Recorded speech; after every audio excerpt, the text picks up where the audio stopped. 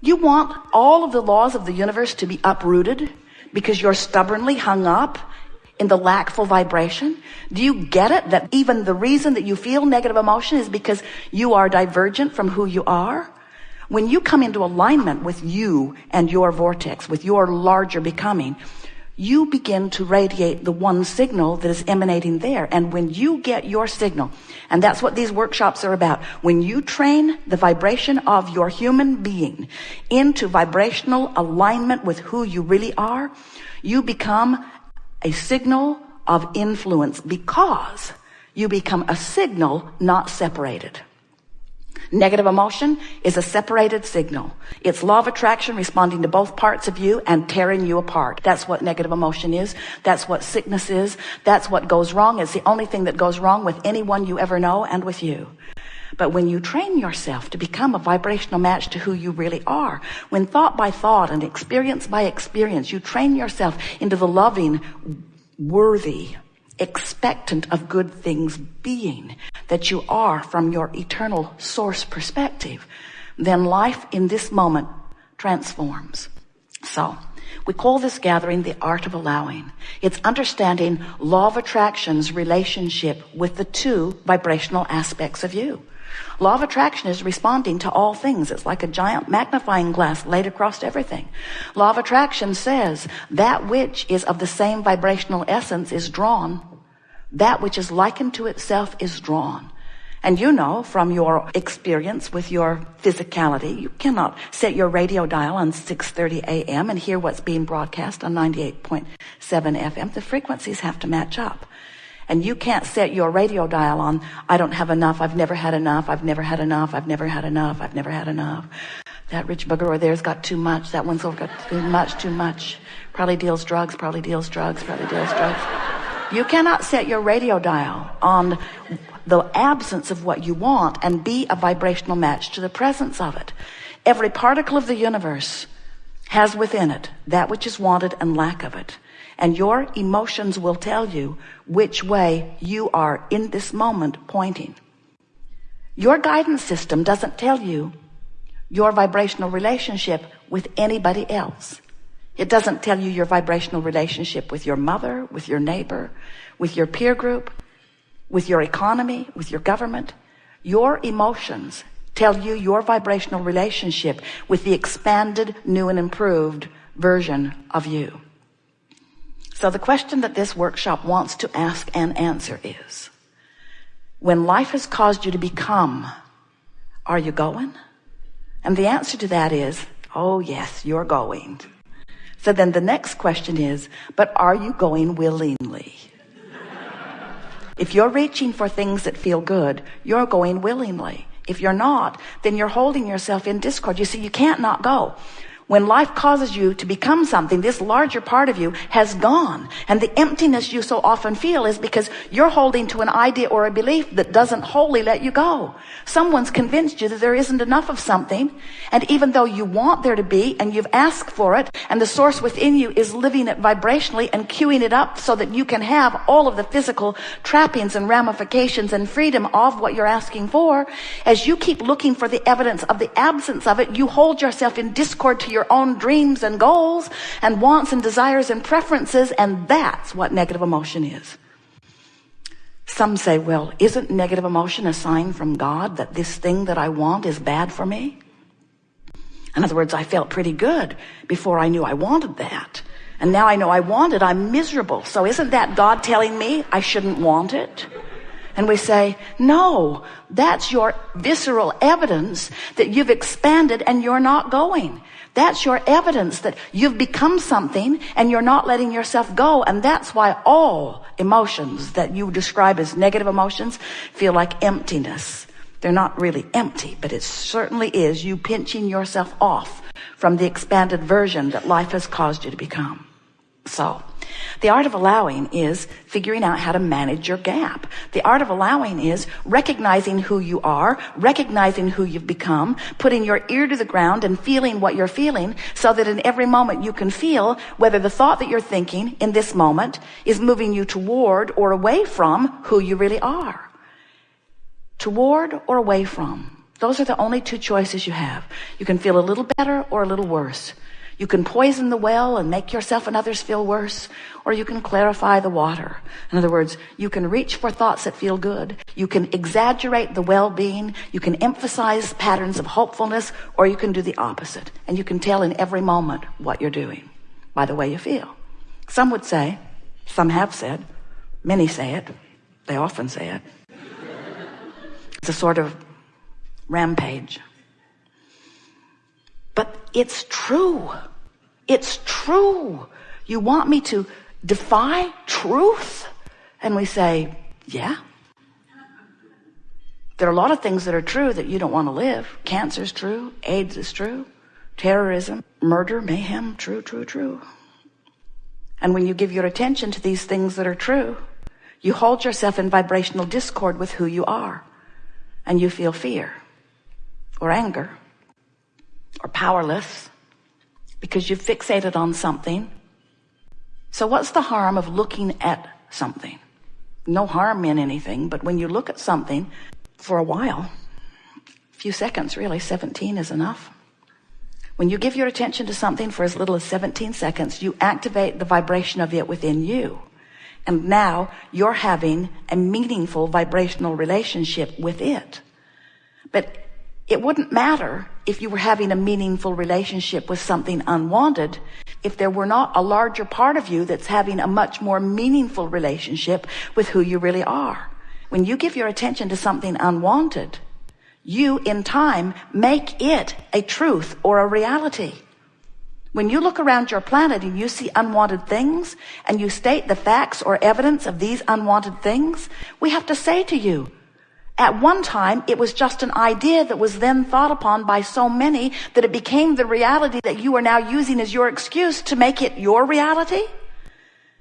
There is nothing that exists that is this reality that you are assigned to. You are the creator of your reality.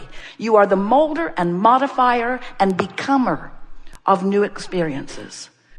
Esther will say to us, well, Abraham, that's true, and you've got to give me that.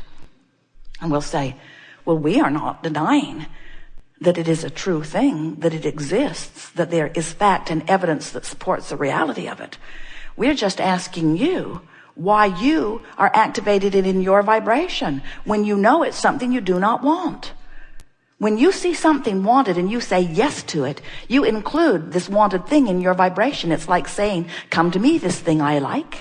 But when you see something you don't want and you shout no at it, it's like saying, come to me, this thing I do not want, because there is no exclusion in this attraction-based universe. It's all about inclusion. And your attention to it eventually will cause a habit of vibration that is significant enough. First, it's just a thought you're thinking. Then it's a thought that you are often thinking. Pretty soon, it's a chronic thought. That's all a belief is, a thought you keep thinking. And when you keep thinking thoughts that are in contradiction to who you really are, you use that as your excuse to pull yourself apart. Here's the last thing we're going to say to you about that, and then we'll open it to anything you want to talk about. It's such an interesting thing. So let's say that there's something in your life that's giving you some grief. Could be a person, a concept, an entity like a government. It could be a concept such as economics. Something that you're focused upon is causing you great consternation.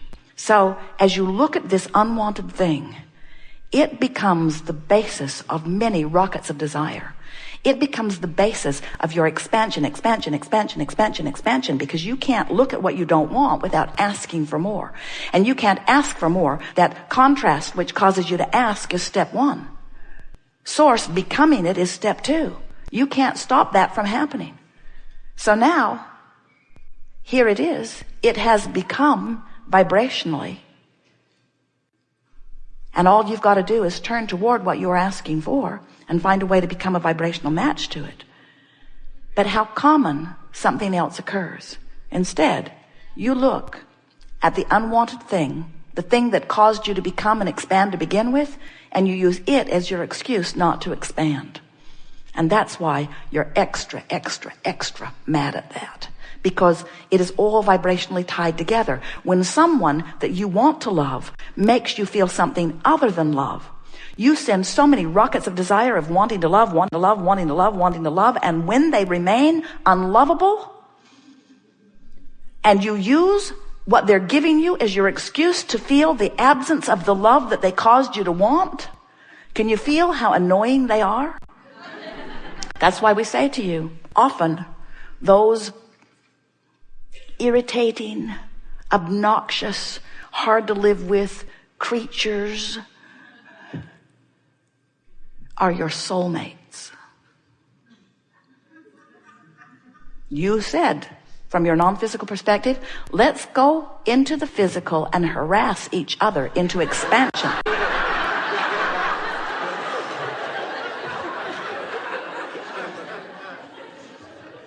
Which is the same thing as saying, let's go forth and be different enough. You didn't say, let's go forth and be so identical to one another that when we look at each other, we'll just feel good. Not one of you said, I'll go into the physical, but before I get there, clean everything up so that when I get there, all I have to do is observe the good stuff, because there's no expansion in that. You wanted variety in order to cause you individually to ask for what you are wanting. And where it goes wrong for humans is that after you receive the gift of expansion from your contrasting experiences, then you think you need them to behave exactly as you need them to behave so that you can feel better.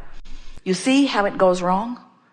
You say, oh, you've given me the gift of expansion, but I don't want to take the gift of expansion. I'd rather just observe you as you are. So you do all the work. You be exactly as I need you to be so that I can feel good. How's it working out? Even your children who adore you in some ways cannot bring themselves to pleasing you only, because they are hardwired to know they've come forth to find their own selfish interests and to satisfy them. And when you as an individual discover that no one else is here to please you, but that they are here to help you in your expansion, and that it's your job and your job alone to line up with the expanded version of you, then you begin to say to all others, friend, lover, child of mine, parent of mine, stranger of mine, I hold you not responsible for my joy, but thanks for the expansion. The joy is my job. Alignment is my job. Not your job to line up with my inner being. My job to line up with my inner being. Your job to line up with yours. So your marriage vows say something like, I like you pretty good. Let's see how it goes. Your marriage vows say something like, I promise you that I will not hold you responsible for the way I feel. And I will allow this delicious relationship that we are embarking upon to be the basis of my personal expansion. And I promise you, I'll take that expansion seriously, and I will do everything in my power to keep myself in tune with who life causes me to become. And I realize that you're going to be a big catalyst in my becoming, but I am never going to ask you to modify your behavior in one way, not even one little way.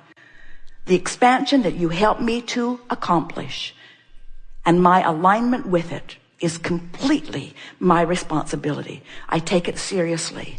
And so I give you these words in these marriage vows or friendship vows or business partner vows. My vow to you, to each and every one of you, is I will be happy.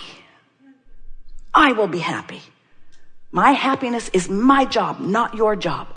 My happiness is my job, my job, my job, my job. Oh, feel the freedom that will come to you when you say that and mean that. It's my job to be happy. The only place you will ever find the freedom that you must find to be joyful is understanding that you've created a vortex of vibrational expansion, and that when you move in the direction of it, you feel wonderful, and when you don't, period. And what everybody else is doing is their vibrational relationship with who they have become. And when you get that clear, then you can be a people upon this planet in all of your magnificent differences, living joyous, expansive lives, no longer using the behavior of each other as your excuse to pinch yourself off from who you have become. It's a time of awakening, and that's what it is all about.